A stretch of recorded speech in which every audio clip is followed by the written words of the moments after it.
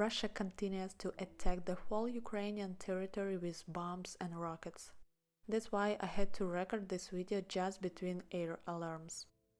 Before starting, I just want to say thank you all who support Ukraine. It doesn't matter how you do that, donations, refugee support, sharing horrible but true information about what is going on, just talking about Ukraine in your environment. I'm sure that all this stuff brings us closer to the end of the war. If you want to help more, you can find some links to do that just in the description of this video. Thank you for continuing watching, and let's get started. First, let's remind what we already have. We created game scene, site entity, enemies and their movement functionality. So we continue with an explosion that we're gonna show after hitting enemy. I'll use some additional module for this entity just because we need to show animations. I tried to do that with Lottie, but I got some freezing on the game scene. That's why I decided to use sprite sheet. I believe there is some better solution, even a sprite sheet module. I just don't know about that.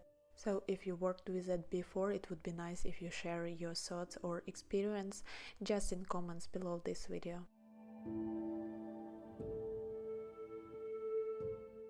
I'll show you how Zorcs should look like for this module. Very important thing, we need to understand columns and rows number. In my case this is 8 and 4. Next we need to add animations by key. More examples you can find on Spritesheet GitHub. I'll set 33 instead of 32 just because the last frame of image set isn't empty, but I need full animation disappearing. So a little trick concrete for this source file. And minus value for the margin, this is one more trick just to improve explosion position. Styles for this entity container is pretty the same as well as previous one, only remember about the index if you need to follow entities ordering on the game scene. The final step here, we need to call animation just after component did mount. We can do that by calling the play method of the spreadsheet, pass the type of animation, FPS and loop flag. This is it for explosion entity, but we need one more. This is a dead enemy, because I want together with the explosion our enemy start spinning.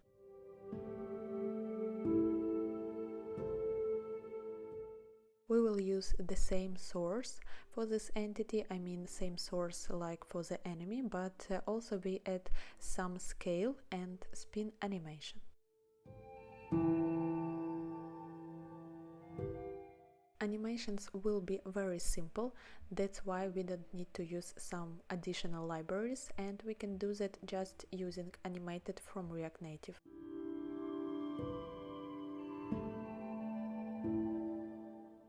Add transform with empty array for now, and let's create two values. The first one, it will be the spin value.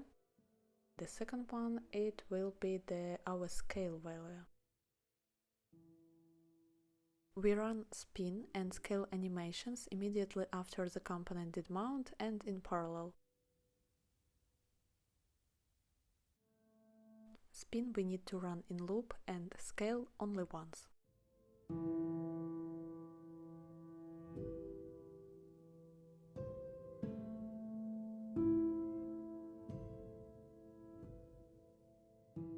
And of course we need to add interpolation for our spin value and scale value.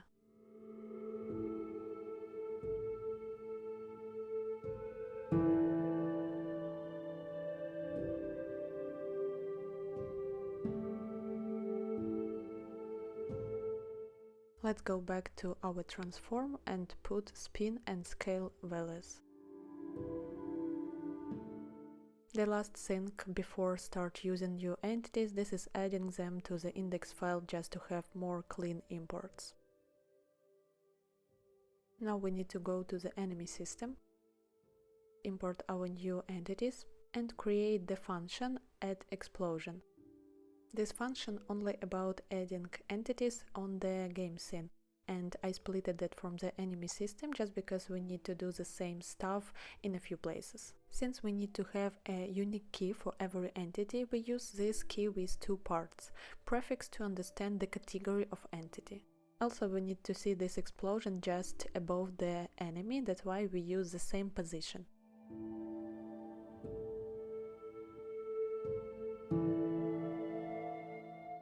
And now we are ready to handle our press fire event.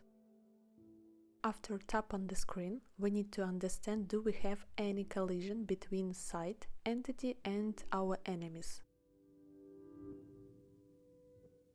To do that, I will use isCollide function from the utils file. In the video description you can find a link to the source code and review that more detailed. So if we have collision between site and some enemy, we need to freeze our site for the few seconds.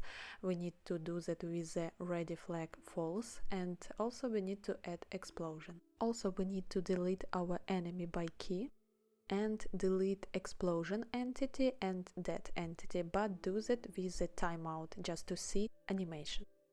I call that timeout 1 just because we need one more to enable our site again. Shame on me for such naming, and I believe your naming will be much better. Anyway, let's do that second timeout and enable our site after 3 seconds.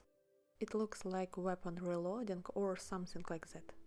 And we need to dispatch new event, enemy died, just to calculate summary score. To do that we need to go to the game scene and add one more case to the event handler. Now let's go back to the enemy system and dispatch our press fire event.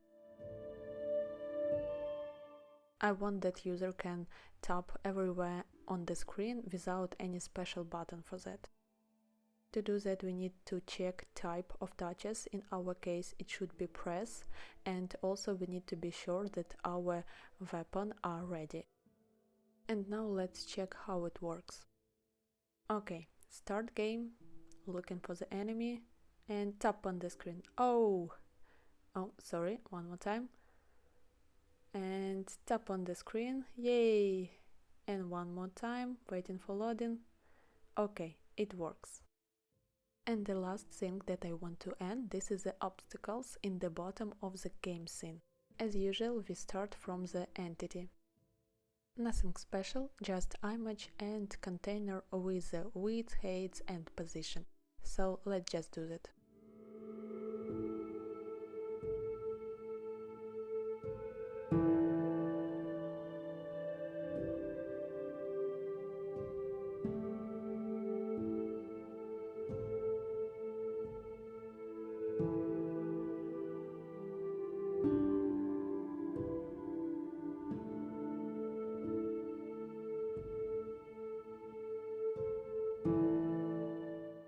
Adding to the index file as well as previous entities, and go to the init system to add our obstacles just because this is the static entities. I need to get additional dimensions from my constant file.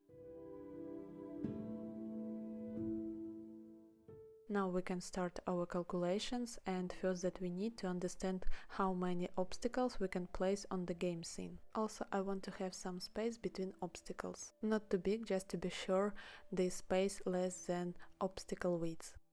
Now we need to create an empty obstacles object and using for loop to fill this object. The most important thing here, this is the calculate obstacle position.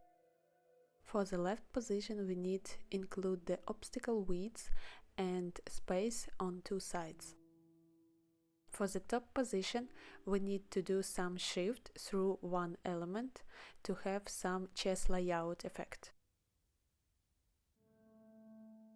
Now when we have calculated position we can just add obstacles.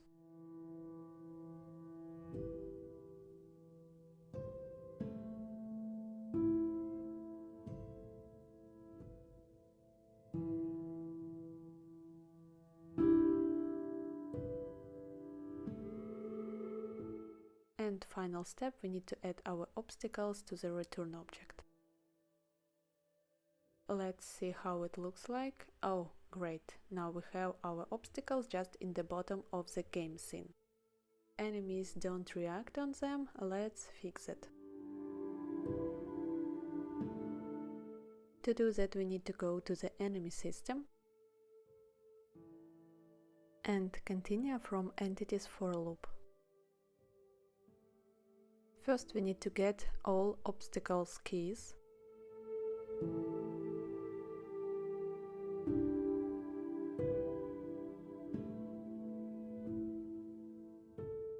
And then we need to check, does any one obstacle have a collision with the enemy. To do that, I'll use escalate function as previously. If we have a collision between obstacle and enemy, we need to add an explosion, and after we need to delete these entities. Also, we need to delete explosion entities with the timeout.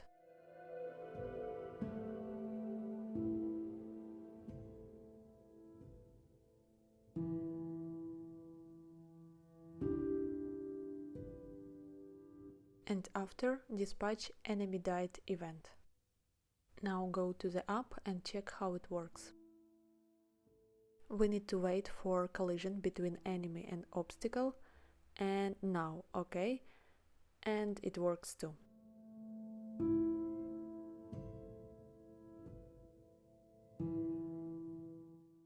Looks like we need to add the last small thing, and there is about game over handling. The first 01 that still existed enemies stop moving. To do that, we can just set up 0 for the enemy velocity. And also I want to show some text on the game scene about the game is over. Now let's go to check. We need to wait while some enemy breaks through defenses.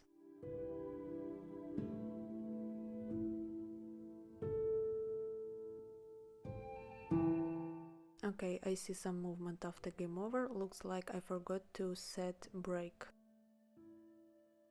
Let's check one more time. Also, I want to check site blinking. It's too fast. Ready label blinking is too fast. But let's wait for game over just to be sure that I fixed the previous bug. And all enemies stopped. Now let's fix ready label blinking for the site entity. Looks like I forgot to set up interval. And let's check one more time. Okay, much better now. I hope this tutorial was interesting for you. Don't forget about the source code that you can find using the link below this video.